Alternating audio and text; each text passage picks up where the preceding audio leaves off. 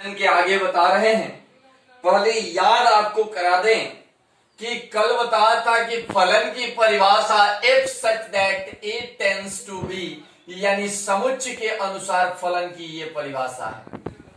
यानी f such that a tends to b ये फलन की परिभाषा बताया था। शायद आपको ये भी बताया था, आपको एक बार फिर याद करा दें कि y बराबर fx, जिसमें इसको कहा था हमने स्वतंत्र चर, x को बोले थे स्वतंत्र चर और इसको बोले थे परतंत्र चर।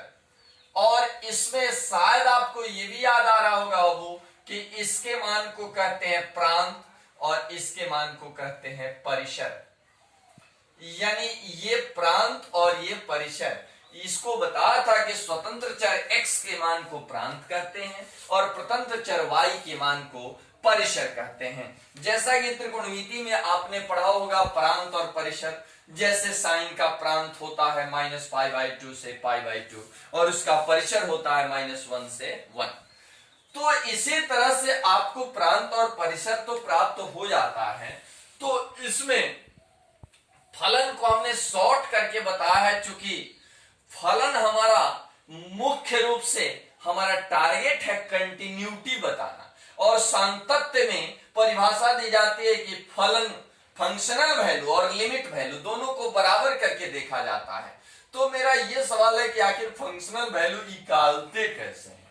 तो फंक्शनल वैल्यू निकालने का तरीका है, जैसे मान लिया जाए कि y बराबर fx हुआ और बराबर 2x + 3। अगर एक एग्जाम्पल हम लेते हैं बाबू, तो यहां तो f2 का अगर मान कहता है तो बोलिए ये f2 जो है वो इसका फंक्शनल वैल्यू है। तो इसको जब सॉल्यूशन मूड में लाएंगे, विश्वास है कि आप सबको निश्चित रूप से समझ में आता होगा। यहां हो जाएगा fx बराबर क्या 2x + 3। तो आपसे मांग क्या रहा है f2, क्या मांग रहा है f2।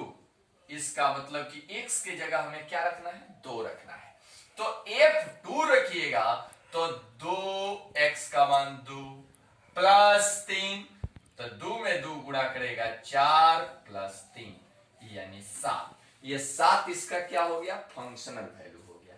एक और उदाहरण हम आपको बताते हैं। जैसे मान लिया जाए कि fx बराबर यहां दे दिया sin x - x, तो पूछेगा कि f π/2 बराबर y, इसका फंक्शनल वैल्यू निकालिए। तो आप निश्चित रूप से अब आसानी से निकाल सकते हैं कि f, पहले इसको सॉल्यूशन लिखिए। पहले क्वेश्चन लिखा जाएगा fx बराबर क्या है हमारा क्वेश्चन sin x - x। तो अब f x की जगह क्या रखना है π/2 बराबर sin π/2 - π/2। तो sin π/2 का मतलब हो गया 1 - π/2। ये इसका फंक्शनल वैल्यू हो गया। यानी फंक्शनल वैल्यू का मतलब कि x का वैल्यू जब रिप्लेस करेंगे तो उससे जो प्राप्त आएगा वो उसका फंक्शनल वैल्यू होगा। अब आपको हम बताने जा रहे हैं सीमा से संबंधित कुछ पहले महत्वपूर्ण तथ्य, उसके बाद हम आपको परिभाषा बताएंगे। पहले हम इसके सूत्र को लिखते हैं। एक नंबर है, जैसे लिमिट ऑफ साइन थीटा या साइन एक्स लिखते हैं बाबू, या थीटा लिखते हैं, जो आपकी इच्छा। Sine theta by theta when theta tends to 0 बराबर 1 होता है। उसके बाद दूसरा, आज नए सिलेबस और पुराने सिलेबस में कितना फर्क हो गया। पहले इस सब की मौलिक अवधारणा वही केसीसीना किताब है, उसमें पुरानी अगर किताब है लगभग 97-98 के आसपास का, तो उसमें कंसेप्ट दिया है, इसको साबित करके दिया है। आज नई किताब है जिसमें कोई कंसेप्ट नहीं है। यहां हो जाएगा limit of cos theta when theta tends to 0 बराबर 1। तीसरा हो जाएगा limit of tan theta by theta when theta tends to 0 = 1। चौथा क्वेश्चन होता है, चौथा सूत्र है कि लिमिट ऑफ x के पावर n माइनस a के पावर n बटा x minus a when x tends to a बराबर n a के पावर n माइनस 1। ये मुख्यतः 4 सूत्र है, इसके अलावा विशेष सूत्र इसमें बहुत हैं, लेकिन हम आपसे पूछना चाह रहे हैं कि आखिर इस चिन्ह का अवधारणा क्या है, ये चिन्ह क्या बता रहा है। हमने अब तक, चूंकि 11th क्लास में बहुत कम ही बच्चे हैं जो लिमिट को ढंग से पढ़ पाते हैं, लेकिन जो अच्छे मेहनती विद्यार्थी हैं वो तो हर पॉइंट को कवर करते हैं। Limit sine theta by theta when theta tends to 0। तो आखिर ये चिन्ह का अर्थ क्या है, ये इसको हम लोग मैथ में पढ़ते हैं टेंस टू, ये सबसे प्रचलित नाम है इसका। इसको पढ़ते हैं अप्रोचेज टू, अप्रोचेज टू, चाहे is so near as we like, इसको ये भी पढ़ते हैं इज वेरी वेरी लो, अगर जीरो के कंपेयर में है, इज वेरी वेरी लो। इसको अंग्रेजी में इतने तरह से पढ़ते हैं, हिंदी में पढ़ते हैं समीप जाता है, समीप जाता है, करीब जाता है, करीब जाता है, नजदीक जाता है, जाता है, की ओर अग्रसर है, की ओर अग्रसर है। इतने तरीके से इसको पढ़ते हैं। इसका मतलब कि ये इतने टाइप से पढ़ते तो हम जरूर हैं, और यहां हम लोग खूब क्वेश्चन भी बनाते हैं, परंतु हमने कभी सोचा कि जब सर आइजैक न्यूटन ने इस कंसेप्ट को दिया तो किस आधार पर उन्होंने दिया था। जैसे एक बात हमको बता दो, जैसे 3.9 लिखते हैं, इससे बड़ा है 3.99, इससे बड़ा है 3.999, इससे बड़ा है 3.9999 डॉट डॉट डॉट, यानी लेकिन इन सब से बड़ा है 4। परंतु हम लिख सकते हैं कि 3.9 टेंस टू 4 लगभग 4 की ओर है, या 3.99 टेंस टू 4, या 3.999 टेंस टू 4, यानी यही पद का अर्थ, यही चिन्ह लगाएंगे। चूंकि इसको बराबर आप लिख नहीं सकते, 3.9 बराबर 4 नहीं लिख सकते हैं, तो इस स्थिति में बीच में जो चिन्ह प्रयोग किया जाएगा, यानी 3.9 4 की ओर जाता है, लगभग 4 है लेकिन 4 नहीं है।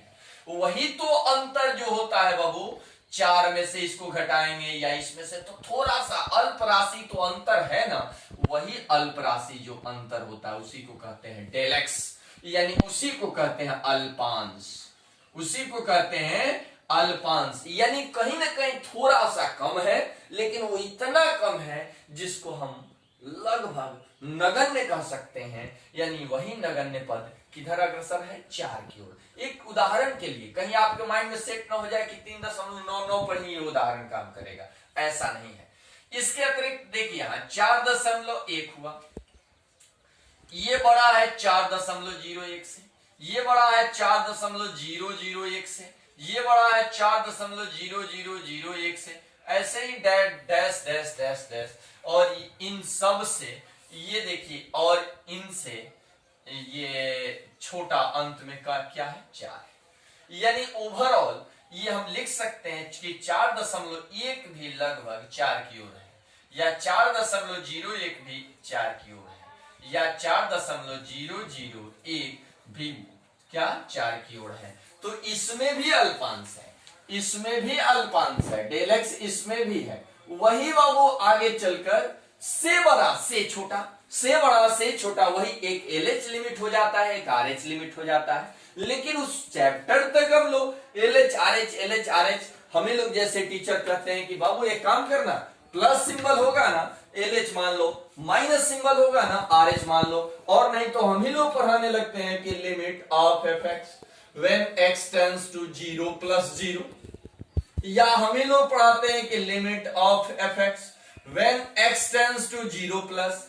लेकिन ये सब जो सिंबल प्रयोग करते हैं उसको व्यवहारिक रूप से ये जानो बाबू कि इसका मतलब कि एक बार कम, उससे कम है और वो 4 की ओर अग्रसर है। एक बार उससे बड़ा है लेकिन धीरे धीरे घटते घटते बढ़ते वो 4 की ओर अग्रसर है। ये देखिए धीरे धीरे बढ़ते बढ़ते 4 की ओर जा रहा है, धीरे धीरे घटते घटते 4 की ओर जा रहा है। इसी को LH लिमिट और RH लिमिट कहते हैं और यही चिन्ह का कमाल है।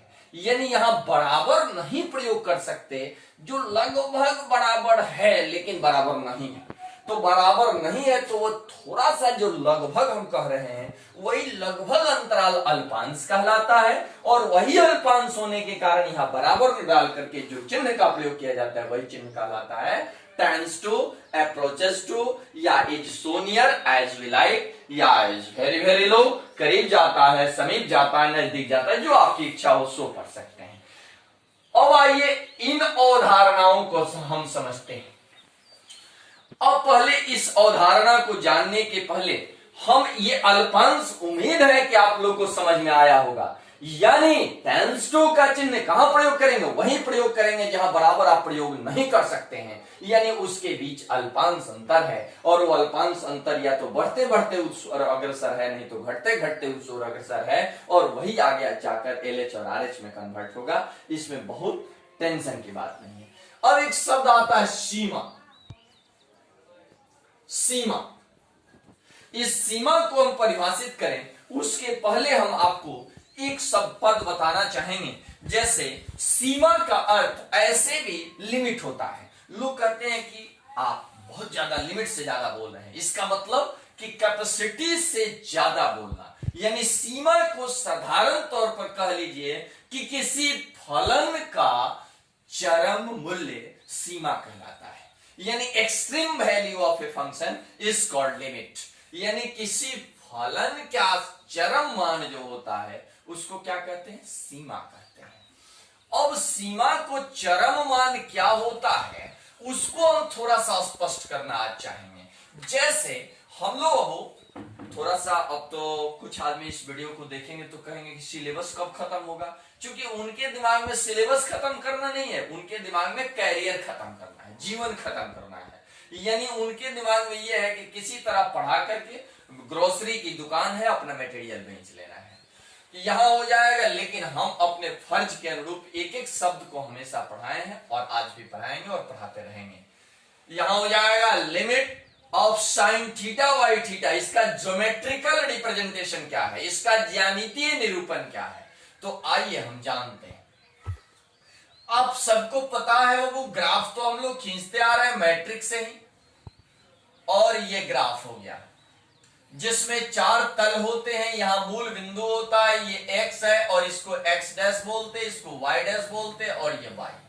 इसको पहला तल, ये दूसरा तल, ये तीसरा तल और ये चौथा तल हो गया। अब यहां हो जाएगा एक पद लेते हैं, यहां हो जाएगा बना हुआ कोण हमने मान लिया थीटा, और ये जो थीटा कोण बना है इस पर परपेंडिकुलर डालेंगे। तो जब ये परपेंडिकुलर होगा तो ए हुआ और ये बी हुआ, और इस पर यहां देखिए वो ये हो जाएगा ऐसा। तो ऐसा ना हो कि हम लोग रट जाएं इस चित्र को कि ऐसा देता है तो ऐसे ही बना देते हैं, ये वैसा नहीं है। ये क्लॉकवाइज और एंटी क्लॉकवाइज आपने पढ़ा होगा। यानी ये देखिए ये असल में ऐसा है, यानी ये भ्रामक एंगल, जैसे ये हाथ देख रहे हैं हमारा, ये अगर निरंतर इधर घटता जा रहा है और उसके बाद घटते घटते घटते घटते तो एंगल कहीं ना कहीं घट रहा है फिर फॉर्म करके बढ़ रहा है, तो ये भ्रामक एंगल यहां बनाएंगे। और ये जब भ्रामक, इस पर देखिए ये जो चाप अंतरित हो जाएगा और ये जो चाप अंतरित होगा तो अब आपको लिख सकते हैं कि आगे theta tends to 0, theta tends to 0। तो अब यहां सवाल ये खड़ा होता है कि अगर यहां B डैश लिख दें तो AB क्या है, भुजा है। AB यहां क्या है, भुजा, जो बाबू आप समझ रहे हैं लंब के रूप में है, परंतु B डैश जो है वो क्या है, चाप है, वो चाप है। अब आप बता दीजिए कि इसको कैसे अगर साइन थीटा लिया जाए, साइन थीटा, तो आप लोग इंटरमीडिएट के विद्यार्थी हैं, इस भुजा को लंब बोलते हैं, इसको आधार बोलते हैं, इसको कर्ण बोलते हैं। तो यहां साइन थीटा बराबर, आपको चूंकि सूत्र मालूम है, साइन थीटा बराबर लंब बटा कर्ण होता है। तो लंब कितना है, ए बी है। लंब क्या है, ए बी है। कर्ण क्या है, ओ ए है। कर्ण क्या है, ओ ए है। वहीं अगर थीटा बराबर एल बाई आर होता है, यानी यहां भाषा में लिख दे ताकि आप स्पष्ट हो लें, केंद्रीय कोण बराबर चाप की लंबाई बटा त्रिज्या होता है बाबू, बटा त्रिज्या होता है। इसका मतलब कि थीटा बराबर चाप की लंबाई, इसीलिए पहले से हमने लिख रखा है ए बी डैश आप बटा, और चाप को आप ऐसे भी लिख सकते हैं, उस पर सिंबल है, ये सिंबल है चाप का, ए बी डैश आप बटा त्रिज्या। तो त्रिज्या इसमें ओए है, त्रिज्या इसमें ओए है। अब हमको निकालना क्या है, now sine theta by theta, तो साइन थीटा क्या हो गया, तो ए बी बटा ओए बटा ए बी डैश बटा ओए, ओए कैंसिल हो गया, यानी ए बी बटा ए बी डैश चाप। अब आप ही बताइए, ये हाथ है तो यहां एंगल बना है, और जब ये थीटा बराबर हो जाएगा, जब ये इसमें आकर सट जाएगा तो लंब भी समाप्त हो जाएगा, और साथ ही साथ चाप भी समाप्त हो जाएगा। तो यहां लिखते हैं हम कि व्हेन थीटा, यहां टेंस टू था ना, वही जो अल्पांश वाली बात है, वही थीटा टेंस टू है, थोड़ा सा कुछ कम ज्यादा है। तो लेकिन जब मानेंगे थीटा बराबर 0, लेट जब ही थीटा बराबर 0 मानेंगे तो इसका मतलब कि ए बी भी खत्म, चूंकि है आकर इसमें मिल जाएगा तबे ना 0 होगा ये। तो ए बी बराबर ए बी डैश चाप हो जाएगा। तो जब दोनों बराबर होगा तो पुनः यहां क्या हो जाएगा, आप ही बताइए, साइन थीटा बाई थीटा वही लिखता है कि लिमिट थीटा टेंस टू 0। तो इस स्थिति में ए बी आई तो चाप बराबर है तो बटा ए बी ये कट गया तो 1, यानी हमारे पास इसका प्रमाण मिल गया, sine theta by theta when theta tends to 0 बराबर 1। इसका मतलब आप जरूर समझे होंगे, बस माइंड सेट करो कि टेंस टू ये इंडिकेट कर रहा है कि वो बराबर की ओर अग्रसर है, बस इतना ही। और यहां देखिए, और ये जो टेंस टू एंगल बताएगा तो वहां भ्रामक कोण बनाना होगा, रोटेटिंग एंगल बनाना होगा, और इसी रोटेटिंग एंगल के आधार पर ए बी भुजा और लंब है, ए बी डैश चाप हो गया, और साइन थीटा बराबर लंब बटा कर्ण हो गया। तो लंब क्या है, ए बी, और कर्ण हो गया ओए। तो ये साइन थीटा हो गया, थीटा बराबर एल बाई आर हो गया, दोनों को बटा किया, और टेंस टू का जो रियल मीनिंग है उसको रिप्रेजेंट करेंगे, तुरंत साबित हो जाएगा। इसका मतलब कि आपको उम्मीद है पूरी बात को हम एक नजर में बताते हैं कि आइए बाबू, इसके जितने विशेष तथ्य है, विशेष प्रश्न है, एक एक पद है, जैसे आपके सेशन में 7 नंबर क्वेश्चन देखिएगा, 9 का एक क्वेश्चन देखिएगा जिसमें ई साबित करना है। तो आखिर वो ई कैसे हो जाता है, तो अगर आप पासपोर्ट से कुजिका से बनाएंगे तो फिर उसका कारण नहीं जान पाएंगे कभी जिंदगी में कि आखिर वैसा होता क्यों है, और अगर कारण नहीं जान पाएंगे तो आप वास्तविक ज्ञान से काफी दूर रहेंगे। परिणाम तो सामने है कि अब तो कोविड-19 से अगर हम लोग निपट भी जाते हैं तो बेरोजगारी इस रूप में होगा देश में कि उसका कहना कुछ नहीं है। अब यहां हो जाएगा, देखिए आइए पूरी बातों को हम एक नजर में जानते हैं। टेंस टू मतलब क्या हुआ, बराबर नहीं बराबर की ओर। टेंस टू का मतलब बराबर नहीं बराबर की ओर, या तो बढ़ते क्रम में बढ़ते बढ़ते बराबर की ओर, नहीं तो घटते घटते बराबर की ओर। वही बढ़ते बढ़ते और घटते घटते एलएच लिमिट और आरएच लिमिट कहलाएगा, जो आगे हम आपको एक्सप्लेन भी करेंगे। और इसमें जो टेंस टू और बराबर के बीच जो डिफरेंस होता है उसी डिफरेंस को क्या बोलते हैं, अल्पांश कहते हैं। जो उसको डेल एक्स डेल वाई किस रूप में लिखना हो आप लिख सकते हैं, डेल एक्स प्रायः लिखा जाता है। अब यहां हो जाएगा ए बी भुजा लंब, ये पहला सूत्र। और आप लोग से हमें उम्मीद है कि चित्र यही रहेगा, आप cos थीटा और tan थीटा को निश्चित रूप से साबित करेंगे, और अगर साबित हो जाता है तो आप मुझे बताएंगे, नहीं होता है तो एक बार फिर इस थ्योरी को और सहज करके हम बताने की कोशिश करेंगे, और उसके बाद फिर कल सीमा के अगले नियम